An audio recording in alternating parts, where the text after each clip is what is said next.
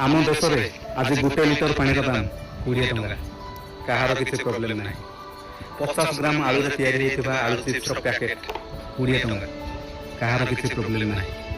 गोटे kilo tomato बना सस बोतल मार्केट आज 100 टंका बिक्री हो कहार किसी प्रोब्लेम ना मेडिकल में डॉक्टर खाली मुह देखा 500 टंका एप्लिकेशन से कहार किसी प्रोब्लेम ना प्राइवेट स्कूल रे मन इच्छा लोक मैंने फीस देवाई राजी आम पुओ झी मान पढ़ाओ आम तुमको आहरी पैसा देव से भी कहार किसी असुविधा ना गोटे बेपारी गोटे बिजनेसमैन तार निज प्रोडक्ट को सी तार निज हिसाब से रेट लगे मार्केट रे बिकी पारे से भी कहार किसी प्रोब्लेम ना गोटे गरीब चाषी जो फसल दाम को टिके बढ़ाई चेष्टा करे केजानी कहीं लोक मान मन को बहुत कष्ट हुए से सही पारती भाई गोटे करोड़पति